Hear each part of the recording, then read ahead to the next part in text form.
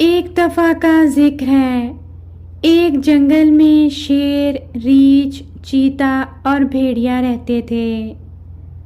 وہ سب بہت بھوکے تھے اور شکار کی تلاش میں تھے۔ شیر نے سب کو مشورہ دیا کہ چاروں مل کر شکار تلاش کرتے ہیں۔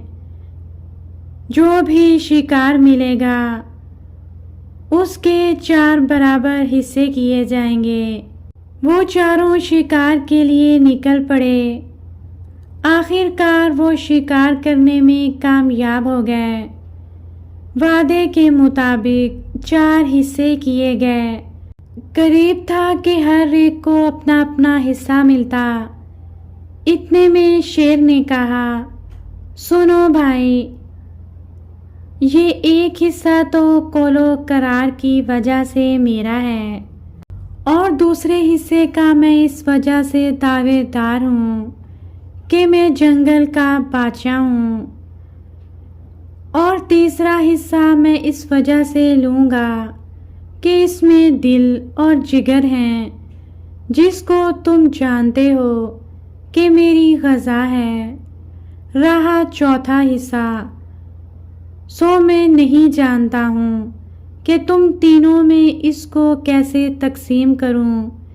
اس سے بہتر ہے کہ اس حصے کو بھی میں ہی کھا لوں۔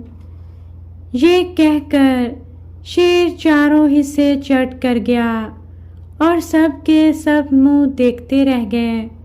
اس کہانی سے ہمیں یہ سبق ملتا ہے کہ زبردست کے ساتھ ساجھا کرنے میں ہمیشہ نقصان رہتا ہے۔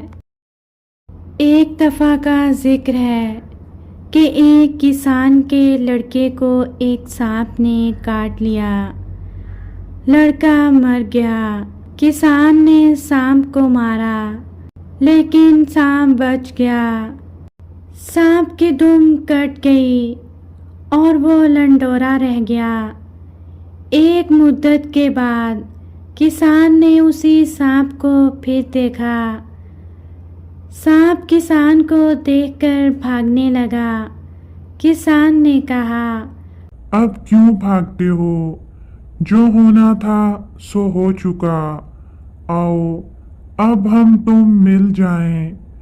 ایک گھر کا رہنا اور ایک دوسرے سے بیر مناسب نہیں۔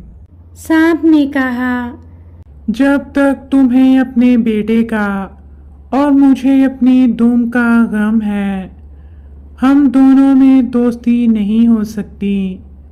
اس کہانی سے ہمیں یہ سبق ملتا ہے کہ جب تک 2 دشمنوں کو ایک دوسرے کی زیادتی یاد رہے گی، تب تک دل صاف ہونا مشکل ہے۔